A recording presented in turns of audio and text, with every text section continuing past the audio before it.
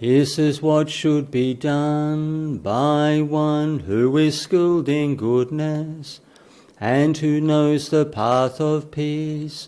Let them be able and upright, straightforward and gentle in speech, humble and not conceited, contented and easily satisfied, not busy with duties and frugal in their ways, peaceful and calm and wise and skillful, not proud and demanding in nature.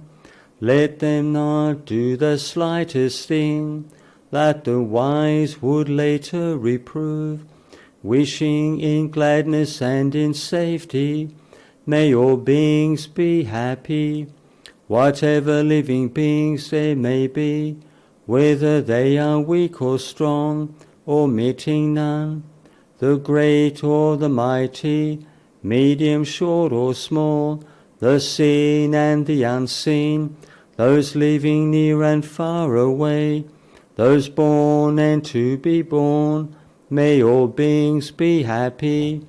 Let none deceive another, or despise any being in any state. Let none through anger or ill will wish harm upon another, even as a mother protects with her life her child, her only child, so with a boundless heart should one cherish all living beings, radiating kindness over the entire world, spreading upwards to the skies and downwards to the depths, outwards and unbounded, free from hatred and ill will, whether standing or walking, seated or lying down, free from drowsiness. One should sustain this recollection. This is said to be the sublime abiding, by not holding to false views, the pure-hearted one, having clarity of vision, being freed from all sense desires, is not born again into this world.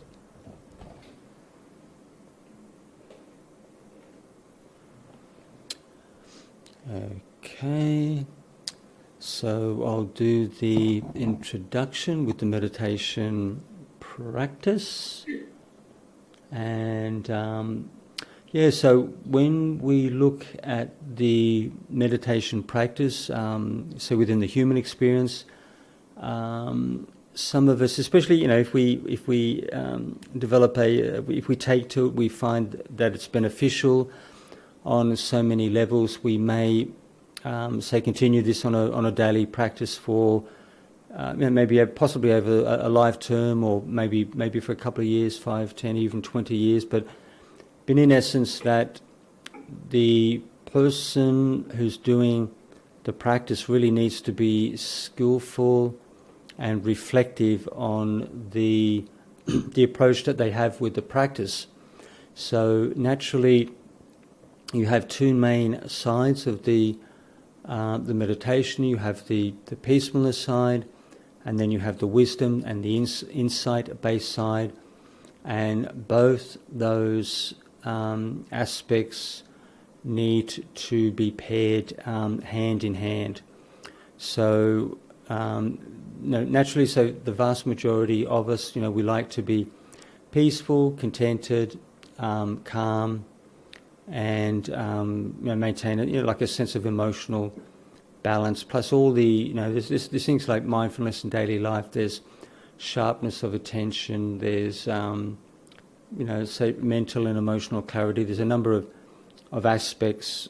There could be a dozen aspects to which say the what we call beneficial aspects which arise with the meditation practice, but one always needs to keep one's wisdom and insight in check and at the same level with the peaceful side of the practice. So the Buddha recommended 40 main meditation objects, but there's variations on a theme. So each one of these meditation objects can be done in different ways, with different approaches, but one needs to practice in a way which is suitable for one's personality and gets, say, good results, over 5, 10, 20 or so years. So, all of us who feel that we are practicing Buddhists, committed Buddhists in the long term. You could even be a Christian person, Hindu, or alternative, and you pick up you can pick up the beneficial instruction from, say, the Buddhists, or even the Christians, or even the Hindus, or any kind of lay teacher from any fraternity. You may pick up beneficial instruction, but the key principle for the Buddhist practitioners is to aim for, say, good quality meditation and good results in the long term. So one needs to, over the course of the meditation, or say at the end of the meditation for the beginners to intermediate, to actually reflect on, the style that you follow and the way that your mind responds, the way you respond emotionally to the practice the style that you have, and then just slowly over time to fine-tune the meditation for good results, because you're going to be doing this for a long. If you're committed people, committed Buddhists, you're going to be doing this for a long time. Hopefully till the day you leave this earth. That's that'll be the best approach if you can maintain it. But in essence, the way I approach things is, even with the samatha practice, the peaceful meditation, is I tend to reflect and contemplate, even every couple of minutes or every 5 minutes. If the mind doesn't settle down, if I'm still thinking, or if I've got any kind of emotional state running, any kind of sort of mild emotional state or intense state, then I contemplate right at that spot, that focus, because then say there was one very senior teacher who recommended, especially for people who are interested in very, very deep, profound samadhi, to sit and walk for 3 to 4 hours at a stretch. But if you don't see, this would, for me, if I don't see any peace at all in the first 5 minutes, I go straight to contemplation, because contemplation will have absolute, at least 2 to 3 times, say at least 2, maybe up to 3 times the samadhi power than just being mindful of one's breath, or mindful of one's walking meditation, or mindful of one's mantra.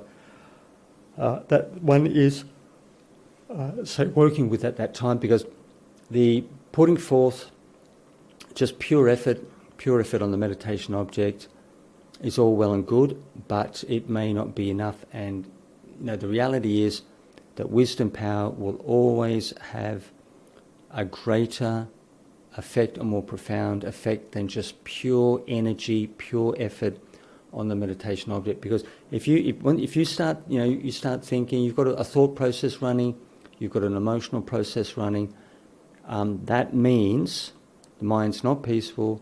That means you've got to establish insight, wisdom, understanding, essentially immediately. If your mind's not peaceful, that's it's quite obvious. You've got to apply insight.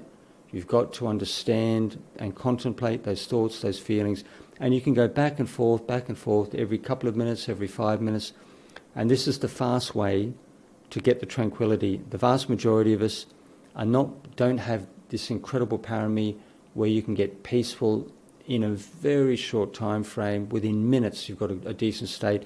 The vast majority of the population are not like that at all. The vast majority of people have to sit and walk for at least 30 minutes just to get some basic peacefulness.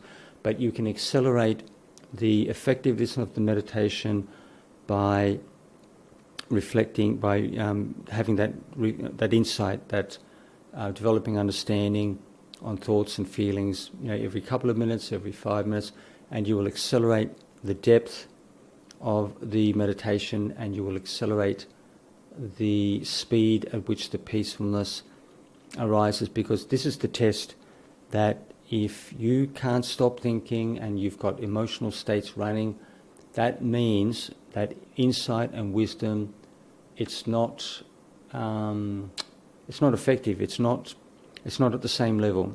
Your wisdom always has to be at the same level as your samatha practice, as your peaceful meditation practice, or slightly stronger. It's got to be minimum at the same level or slightly stronger, because this is the name of the game. It's in essence, everything that you do with your precepts, mindfulness in daily life, with your samatha practice, it's all geared towards developing insight and wisdom. So all your 37 enlightenment factors, the threefold training, the eightfold path, it's all geared to developing insight and wisdom at the highest level. So that's what you should really be aiming for at an ultimate level, because this is what we undertake to shorten the duration of our of our rebirths, and then eventually bring karma and rebirth to an end. So this whole process, everything that we undertake in different ways, is all geared to developing wisdom and insight at its highest level. So the peak of the pyramid, with all the supporting foundation principles, is geared to that high point, development of wisdom, insight, to release you from rebirth, so rebirth and karma. So so that's the test. If you can't get any peace, that means that wisdom is weak, that understanding and insight is weak. So you have to, for the raw beginners, I would do that every couple of minutes, every 3 minutes, 4, 5 minutes, go back and forth between the peaceful meditation, between breathing meditation, and then reflect on your experience. Actually put it to the test. I've been doing this this practice for a long time, and for me it's completely obvious. I'm not gonna sit and walk for 1, 2, 3 hours hoping to get peaceful. It's not effective enough. You've got, if you can't get peaceful, it means wisdom is not established. And I'm not talking off the top of my head, because it's something that you see quite quickly. So, if you do a couple of steps like that, peaceful meditation, then developing wisdom, insight, peaceful meditation, developing insight, you'll see, easily, 10 minutes, 15 minutes, it'll be completely obvious to you. That's an effective approach, because, you especially with the level of, what would you call it, the level of, say, sensory input that the people in general society have with what would you call it, social media, YouTube, just general internet, checking the news and this and that, and the complexity, the whole thing with government services, could be anything, could be investments, could be absolutely all the stuff that you get caught up with say, internet, multimedia, social network platforms, all this stuff. Even somebody made a statement the other day. They were just essentially on their phone, like almost 16 hours a day. And I don't know. It's not the kind of life I would approach myself. But that's a general person in mainstream society, which might be their cup of tea. But for people like us, you really need to meditate absolute minimum 5 minutes a day, maybe 1 hour a day if you've really got time to work with. But in a nutshell, you need to look at what you're doing with the meditation practice, with your Buddhist practice, and you're aiming for decent results. Look at cause and effect. Look at what you're doing, and look at the results. And if you feel it's not satisfactory, or it's taking long periods of time, months to get it, even to see a peaceful meditation, it means that you have to tweak, make adjustments, and then practice, with the meditation practice to practice for good results in the long term. So what we'll do, we'll split the meditation up. We'll do say 10 minutes of this watching the darkness meditation. And the reason I do this, this is very good for beginners, for people whose mindfulness is not necessarily, might be a touch shaky or not well established. That darkness meditation, just watching the blackness in the mind. Only for me, this is this is my experience. Some people have light, so I'll talk about darkness meditation and light meditation. So some people, the darkness is pronounced. Some people, the lightness is pronounced. So whatever you have with your makeup, your personality, when you close your eyes in a sort of a semi-lit room, you don't have light directly into your eyes at all. Keep bright lights away from you completely, and sort of semi-dark, and then see if the darkness is pronounced, or see if or lightness is pronounced. So some people have sparkles of light, they have dots of light, they have waves of light. So if you're a person where light is pronounced, that's what you should be focusing on. If darkness is pronounced, that's what you should be paying attention to.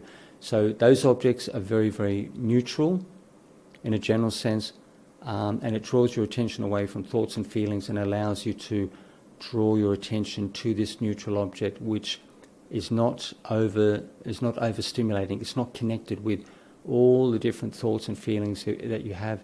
It's a neutral object in itself, and you've got more potential to get success with this initially than maybe going straight to the breath, or straight to walking, or straight to maybe loving kindness meditation or some kind of mantra format. So the neutrality is what will give you an ability to get peaceful initially, and then we'll go to the breathing meditation. I'll focus on the feelings around the mouth. So it's a reasonably sharp focus, but not too sharp where you start to get tension, like physical tension in the face.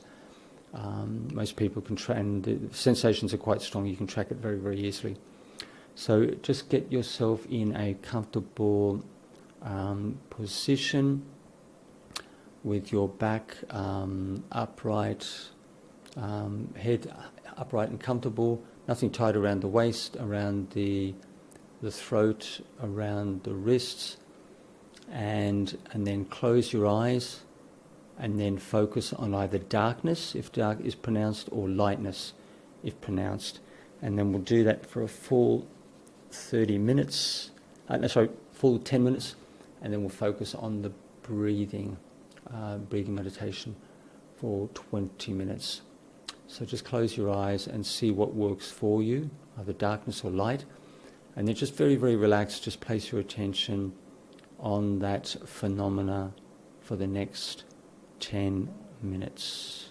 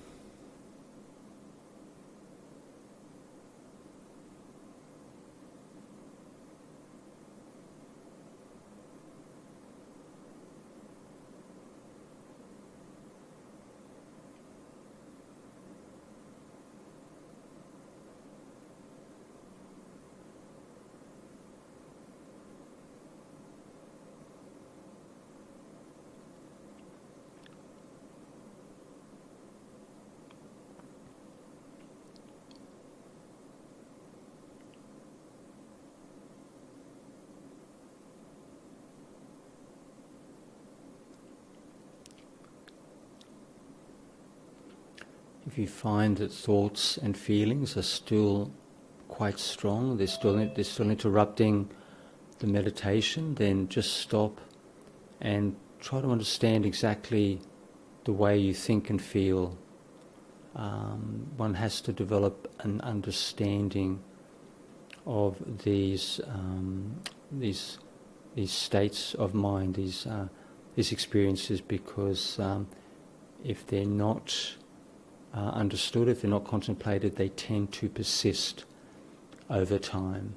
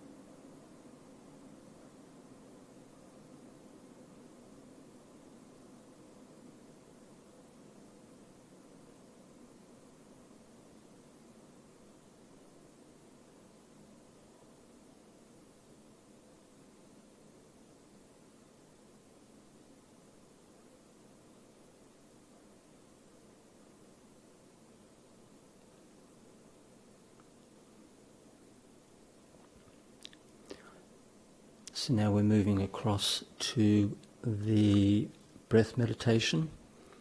So I want you to focus on the feelings around the mouth section. So you'll have the feelings around the mouth, but also you'll have the feeling of the breath on the periphery of that area. And the reason why I do this is because it's a reasonably sharp and reasonably comfortable focus. It's something you can track very, very easily. It's not too sharp like a 1 point approach, which might be difficult for some people, but the sensations are quite strong in that area. Very, very not so difficult to follow, and you will still feel the sensation of the breathing on the periphery. So for the next 20 minutes, just focus on the feelings around the mouth, and you will feel the sensation of the breathing on the periphery of that area.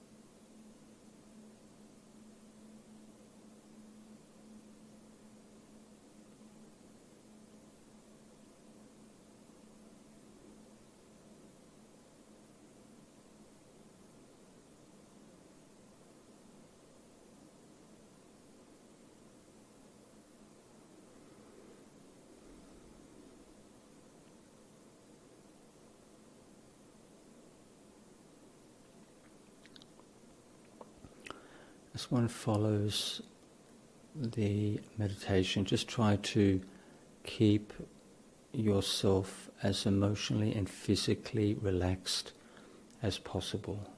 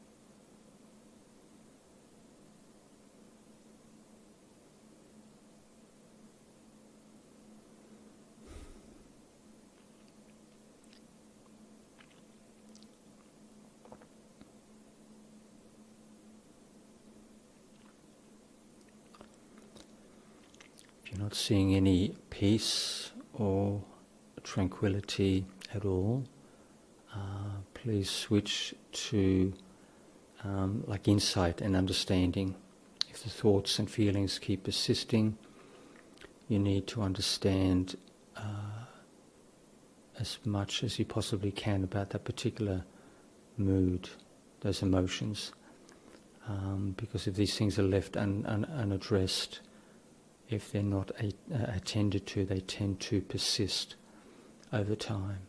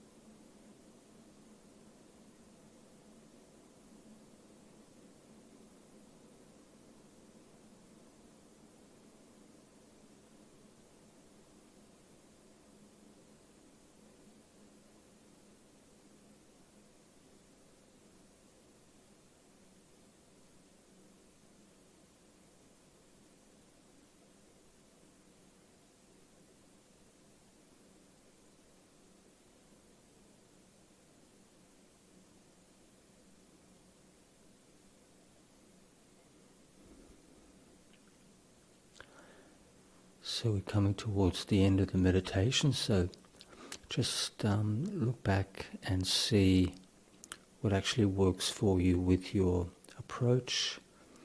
I'll ring the gong 3 times. You can open your eyes when you're ready.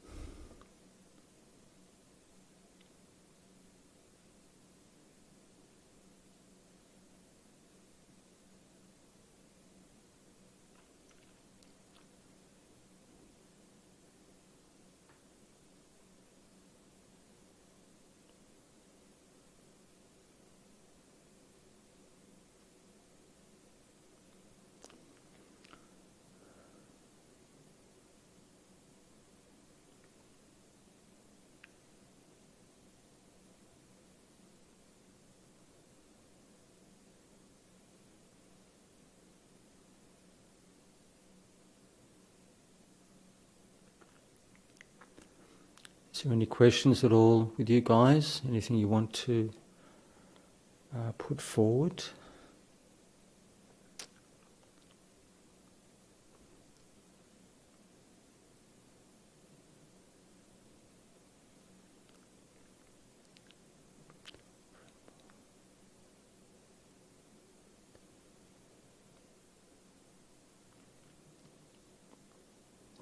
Thank you, Ajahn Appicchato, for the meditation. It was very interesting. I was wondering, with regards to the lightness and the darkness in the beginning, can you elaborate a little bit on that? But, when you say that for some people it's more light, for some people it's more dark, because I actually found that it changes for me. Sometimes it's in the beginning, it's darker, and then it actually gets lighter. Sometimes I thought it's because the sunlight from outside changed, but apparently maybe it was actually something more inside.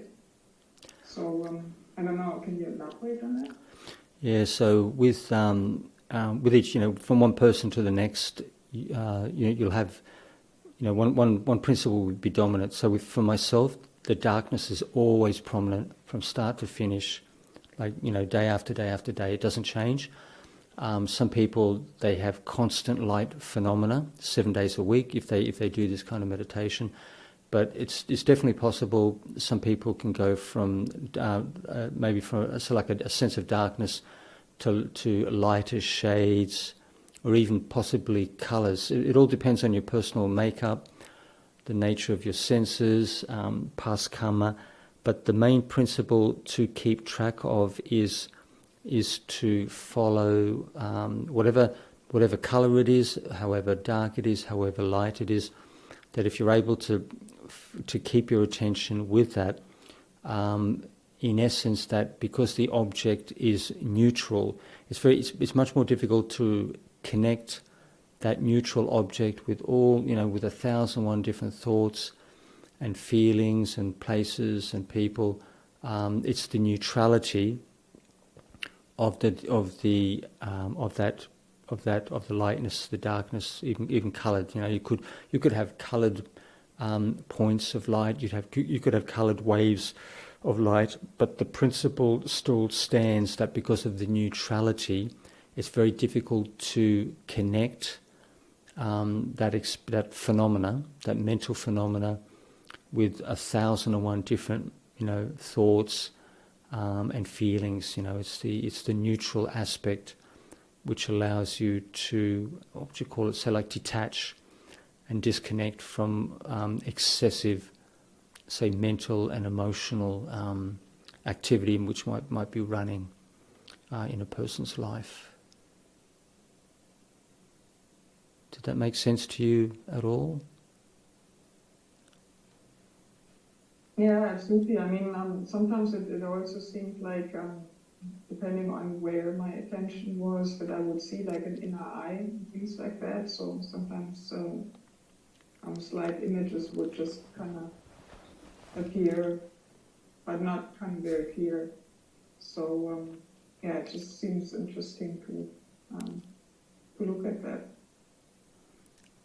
Yeah, you'll definitely get more, as you get more, what's the word, more accustomed with that kind of approach, you'll definitely get much more skillful over time. If you do this kind of thing, at least a couple of times a week, you should actually get quite good with this approach over time. So all your meditation techniques, whatever works for you over weeks, months, one of the key principles is to fine-tune and make an effort to get good results in the long term. You don't want to sort of be banging one's head against the wall for weeks and months on end if you just are not getting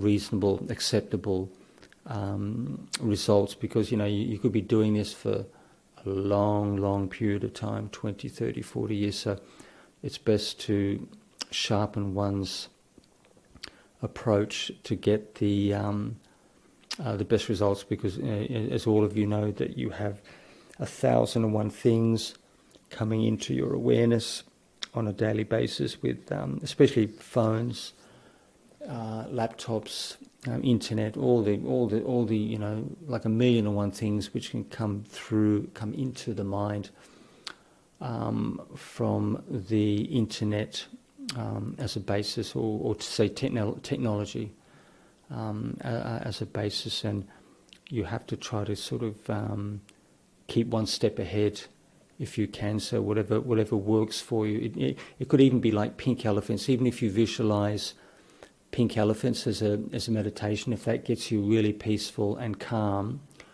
that's exactly the way you should go.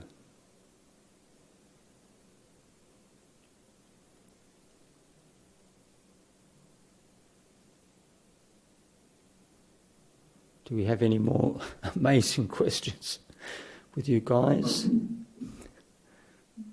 Hello, this is Mark from Finland. Right. No.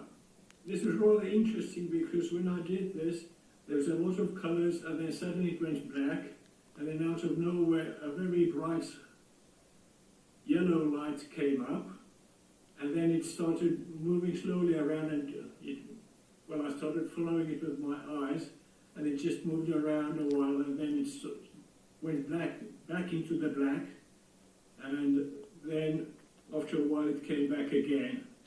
So I'm really a bit confused, because this isn't something that usually happens to me during meditation.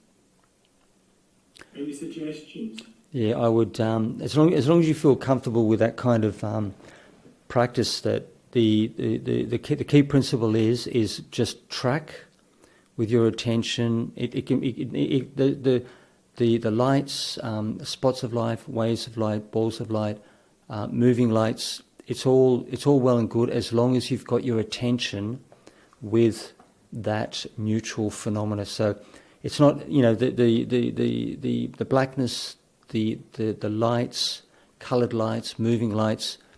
It's still useful for you, because it's still within the realm of that neutral principle. So as long as you don't feel that it's like really disturbing, and it's really it shakes a person up emotionally and this kind of thing. For me, I have the darkness is very, very prominent, and it's just there all the time, so it's easy for me. But for yourself, as long as you feel, you put it to the test, whatever comes up, different colours, different lights, darkness, moving, it changes, moving back and forth, because this is the nature of phenomena, to constantly change.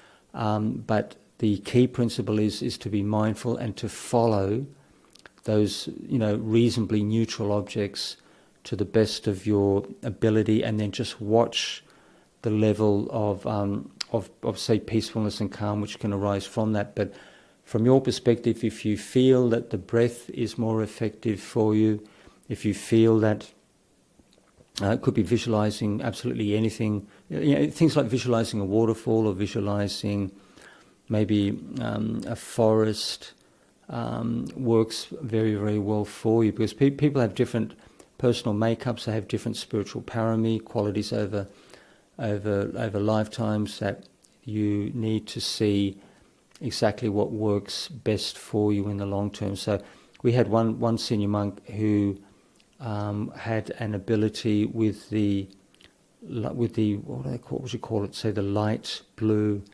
casino. It's almost like an aqua, light blue casino, and he could get peaceful very, very quickly with this. And the reason is because he must have worked with this particular object, meditation object, very, very likely in his past life, because you just don't get good results very quickly like that unless you have some expertise. So with all the practitioners, you need to see exactly what works best for you, and then sharpen that to the best of your ability for good results in the long term.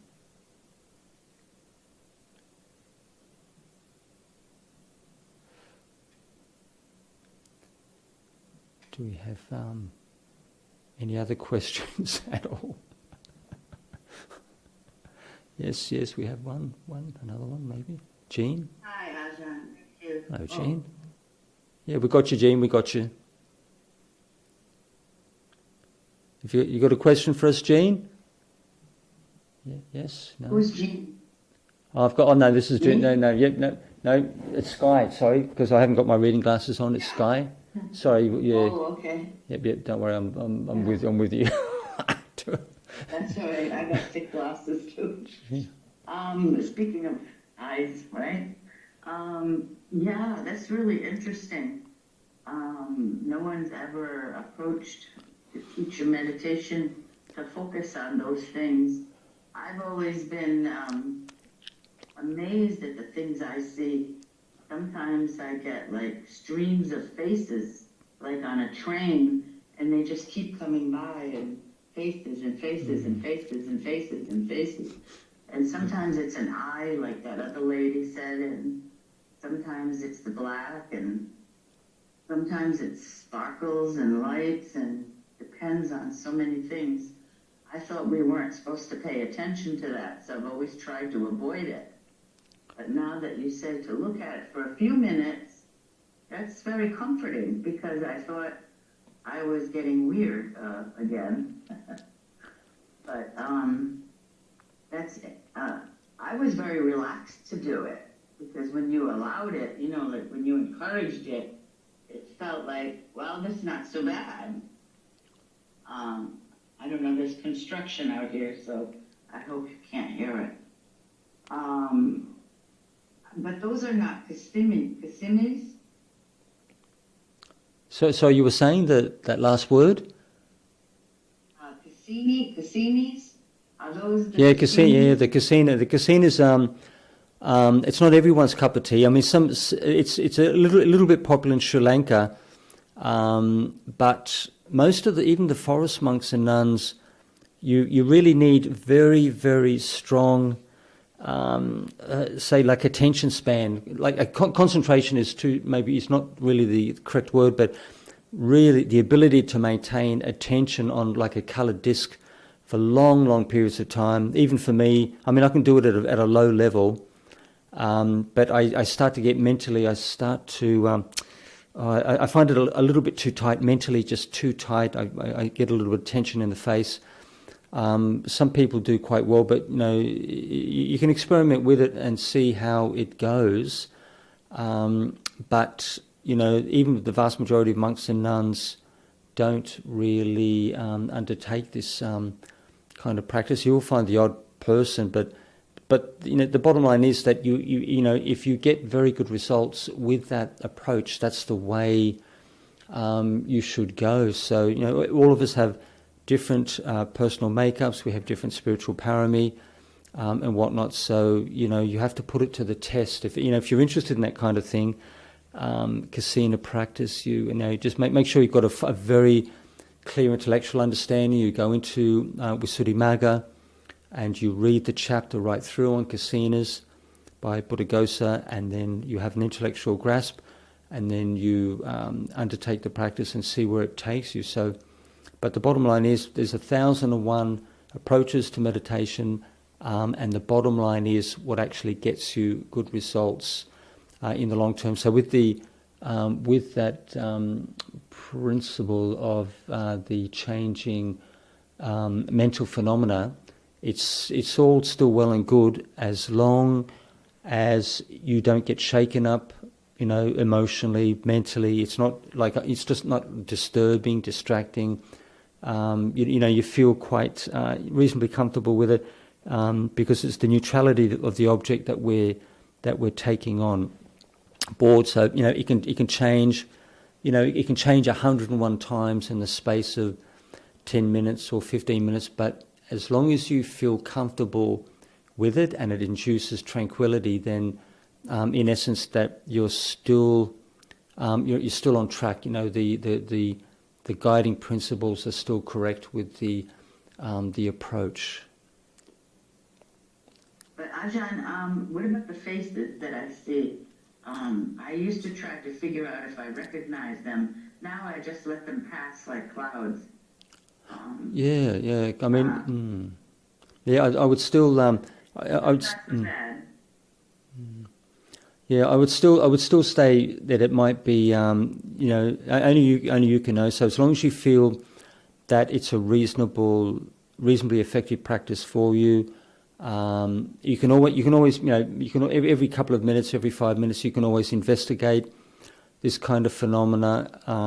But as long as you feel composed with that approach, it's still all well and good, because sometimes this, that kind of style might be more effective than even watching the breathing meditation or walking or mantras or loving kindness. So only you can know yourself what is the best approach to take at that point in one's experience. Thank you. And also, why would you focus on the mouth when we've been focusing on the nose breathing? Are you a mouth breather? Yeah, I tend to focus on the mouth. I find that if I go to the nose tip, that I find it quite sharp, and I start to get tension in the face, because depending on the person, some people are very comfortable with this laser beam approach, but the vast majority of meditators, they don't have that kind of laser beam attention, really sharp mindfulness to focus at this point here. It's not the vast majority of meditators. Well over half, probably 2/3, can't necessarily do that comfortably without excessive tension or maybe just a slight feeling of discomfort. But it's the same principle again. You put it to the test. If you find that you can focus at the nose tip and you can sustain that with no problem whatsoever, well, it's all well and good, and you should keep that kind of practice rolling. But the reason why I'm a big fan of this focusing on the mouth section is the feelings are very, very strong. They're very clear. You can feel the breathing cycle, the sensation of breathing on the periphery. So for me, it works very, very well. I can do it. I can just track it within 30, 60 seconds without any problem at all. Continually, say I'm there probably at least 99%, 99.5% there. And I don't lose that object very easily at all. So for beginners and intermediate, if you tell me that you can sustain that 100%. That means that you can go to this very, very sharp focus, and you should be quite successful with that, because your mindfulness is very sharp, very clear. You've got the mental energy to sustain this kind of laser beam kind of focus. So only you can know what is the most effective approach over time. Thank you, Ajahn. No trouble.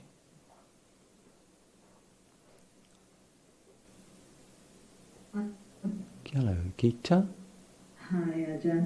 I just want to share a comment that I've heard when this business of experiencing phenomena related to light comes up in meditation. One thing I've heard is that it's very common, some form of light. As you said, it could be dark light, spots, colors, whatever.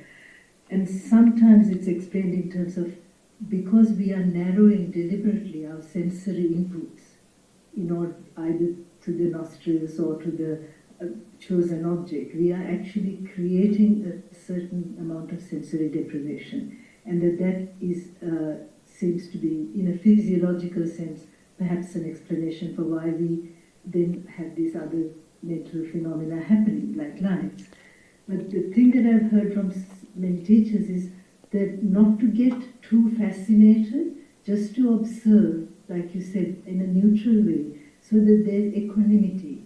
This is a passing phenomenon, this is arising, this is passing away. The problem is, I've heard said, is that people become identified with this phenomena and they start to see it as, okay, this is a feature of impending enlightenment, or people get a little bit too excited about these things because maybe it's not usual to see these things.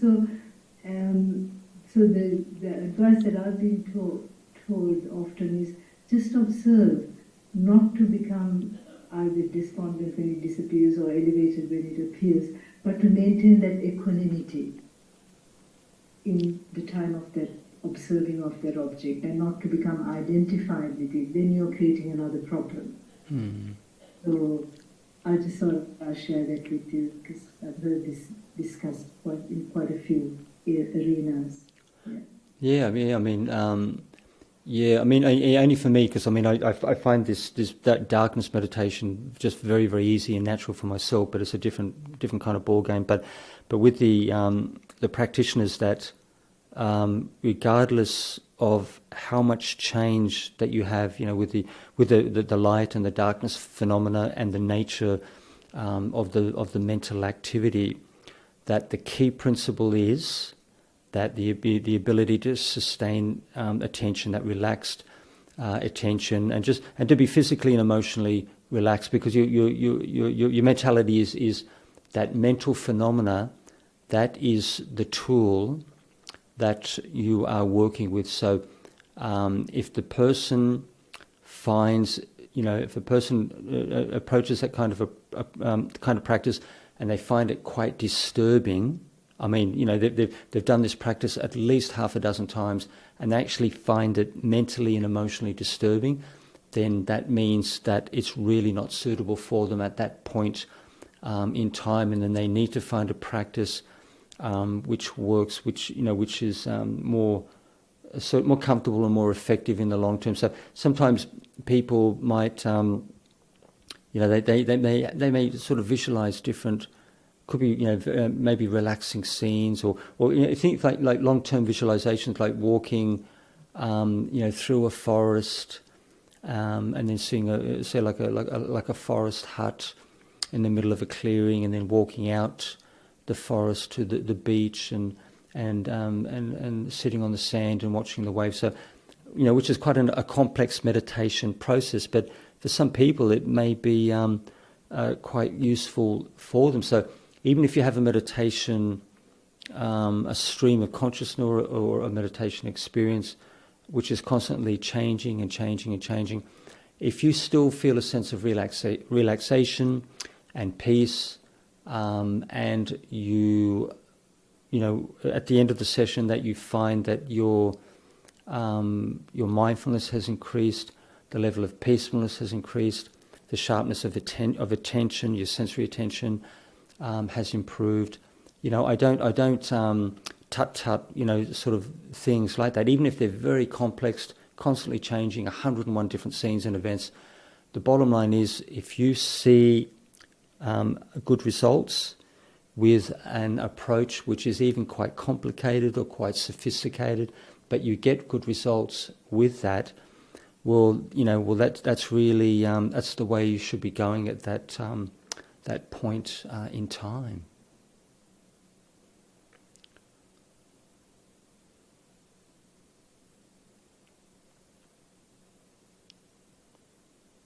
So what do you think, gang? Do we have any more questions, or should we call it an evening, Gloria? I have a question I received from the chat. I will read it to you. Question for Ajahn. Any tips dealing with lower back pain during meditation?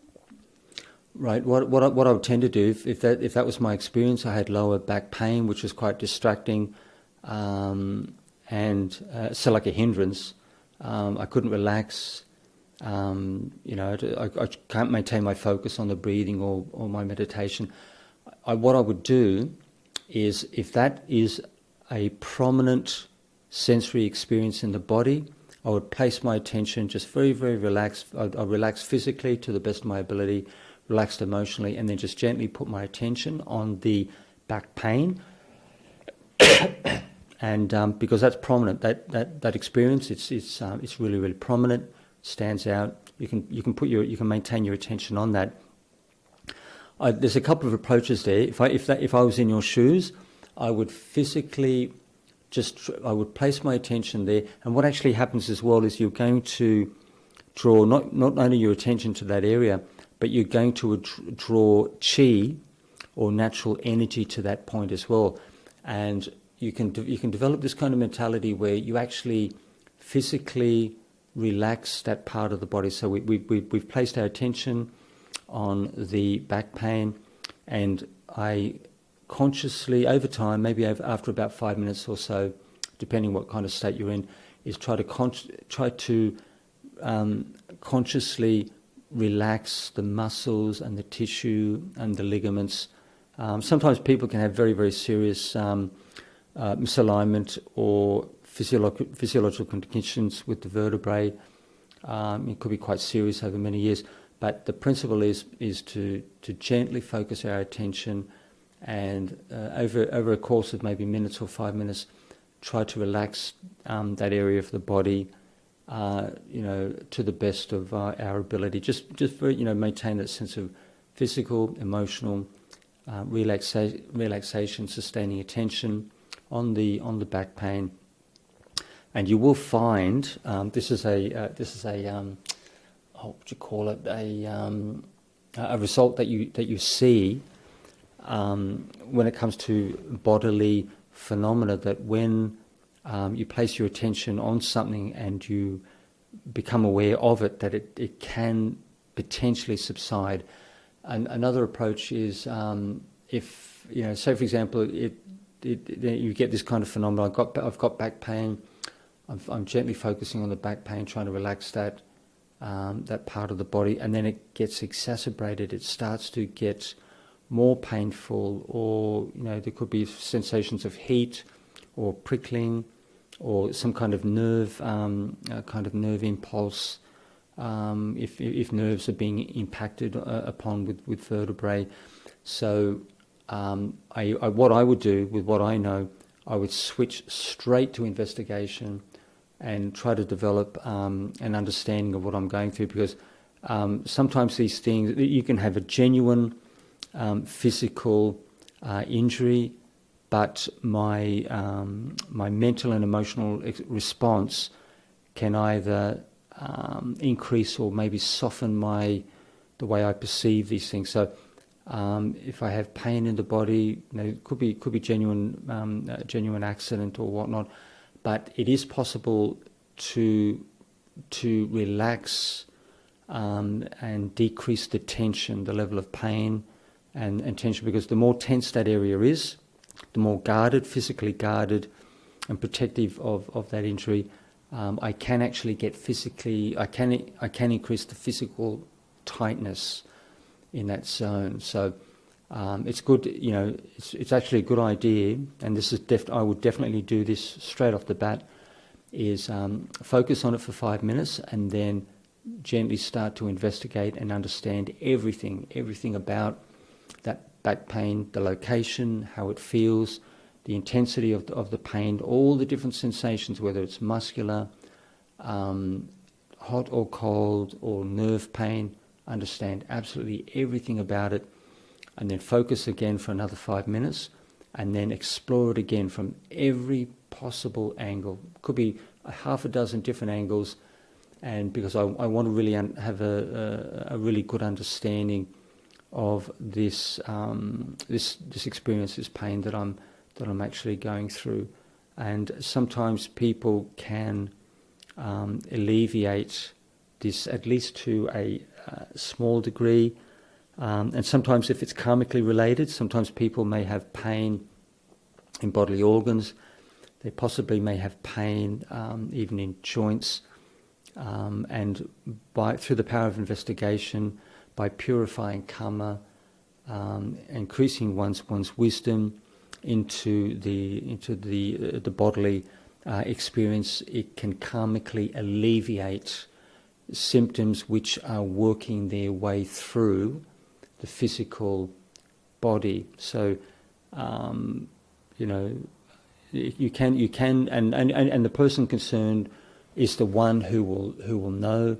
If you do this for like 30 minutes, between focusing and understanding and reflection, focusing, then understanding, reflection. Focusing, say, for 5 minutes, being clear, focusing for 5 minutes, and then reflecting for at least a full 60 seconds, focusing for 5 minutes on the pain, reflecting for at least 60 seconds. And it will be crystal clear after 30 minutes whether you are getting any benefit from that approach, because people have genuine physical injuries, but they also have karmic ailments. They have karmic energy which is working its way through the physical body, and the causal factors behind this is past injuries. It can be past emotional trauma, past physical trauma, which is essentially there's a residue. There's memories, there's forces and energies deeper down in the mind, which are working their way through, not only on the level of the mind, but they're working their way through with the physical body as well. But with this kind of approach, this meditation approach, you can actually move those forces and energies through the physical body a lot more quickly on a karmic level, or you can mentally, if it's a pure physical injury, maybe nursing or sports, or one actually slips, maybe on concrete, has a genuine injury, that you can use the power of your mind to relax and to soothe, and to gain an understanding of the injury, and essentially undermine the impact that it actually has on your physical body.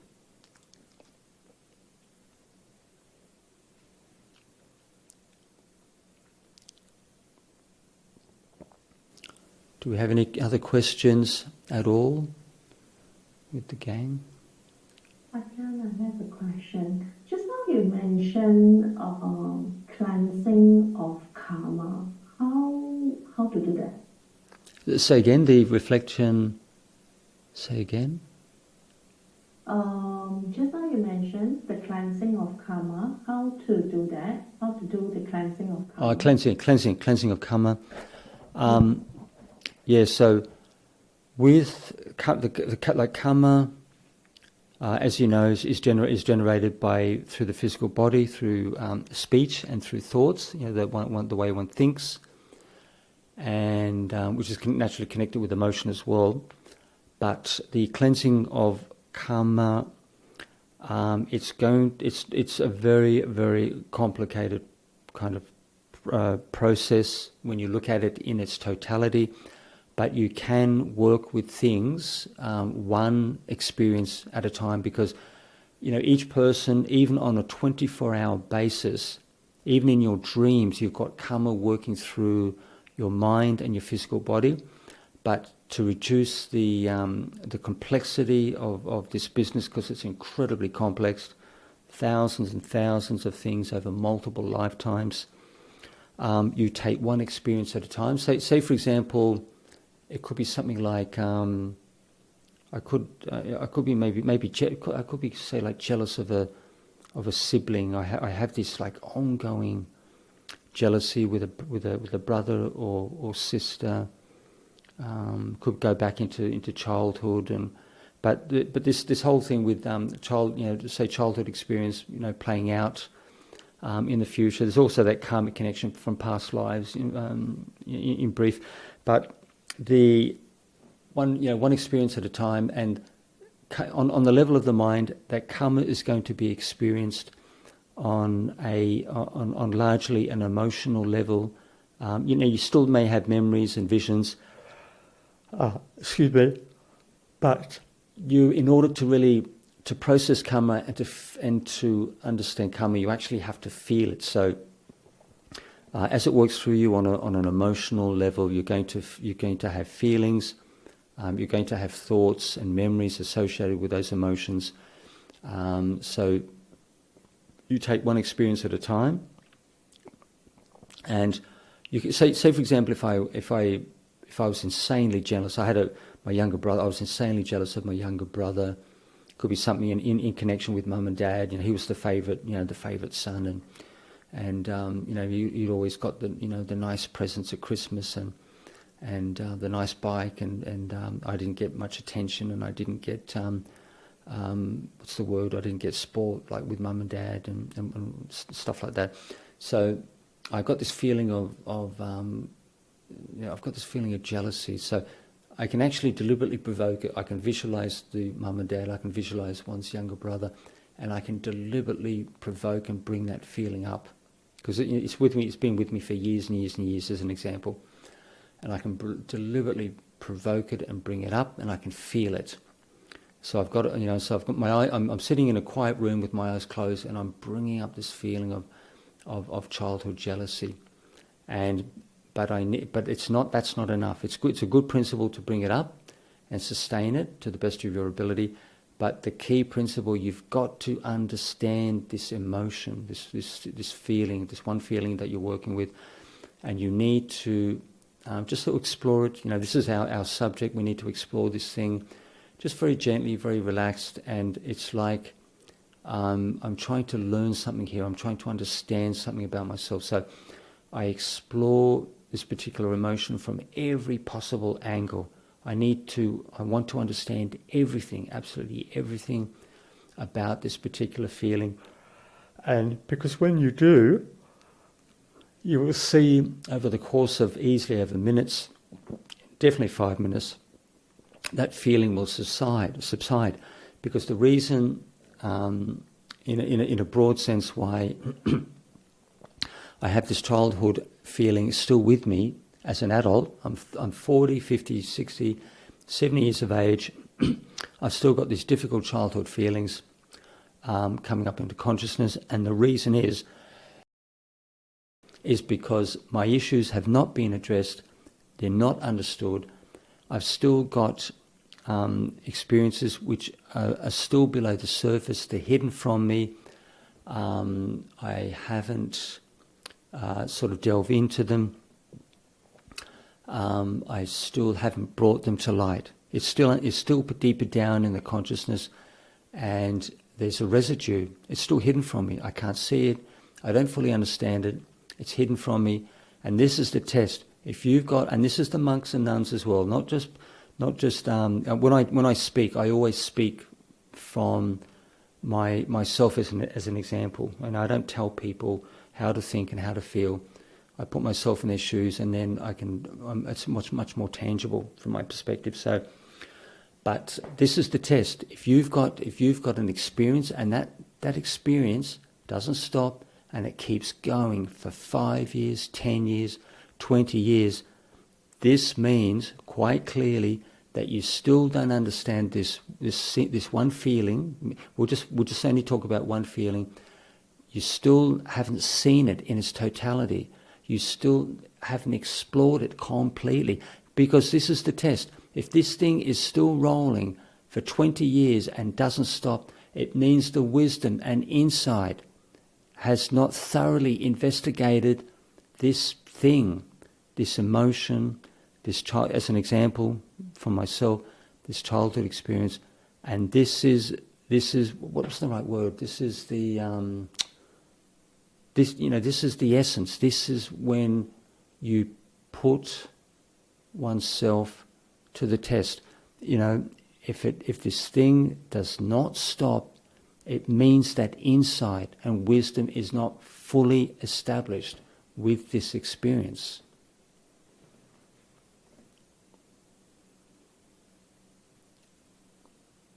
Did that make any sense at all?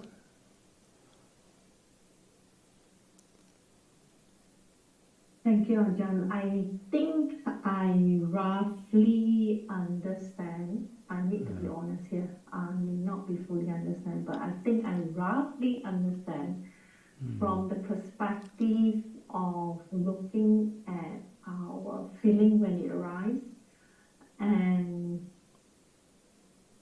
contemplate on it, why it arises. I think ultimately, for me, I will look at it as after contemplation, most probably I need to learn to let it go. Yeah, it's all very nice to say letting go, but you can't let something go unless you've actually understood it to a very significant degree. So, what's the right word? I almost lost my train of thought. So with these personal experiences, that's it. I got it. The proof in the pudding is that I've lost it.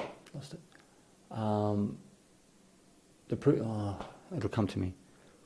Yeah, the proof in the pudding is you've got. That's it. You've got to see it yourself. It's all very nice for me to give people tips and give them advice and this and that, because I've done. I've experimented with meditation in many ways over the years, but the bottom line is you actually, if I give people little tips and advice, you actually, and you put it to the test, you have to see it for yourself. I don't expect anyone to believe anything I tell you whatsoever.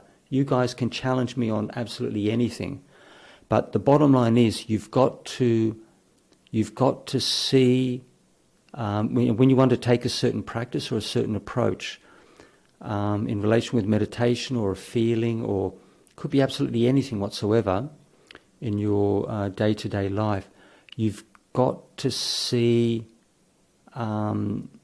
these things for yourself. So if I'm trying to understand a particular emotion, I actually have to see if I really understand. I need to see where this thing's coming from and why and where and when and for what duration.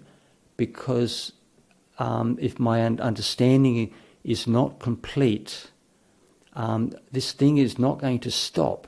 It's going to roll for it could roll 5, 10, 20 years. So the bottom line is, for oneself, in a nutshell, you actually have to see for yourself your approach, what actually works and why, and where and when. So that same thing, you have to see you have to see good results for yourself to actually believe and have confidence in the approach that you're using at that point in time.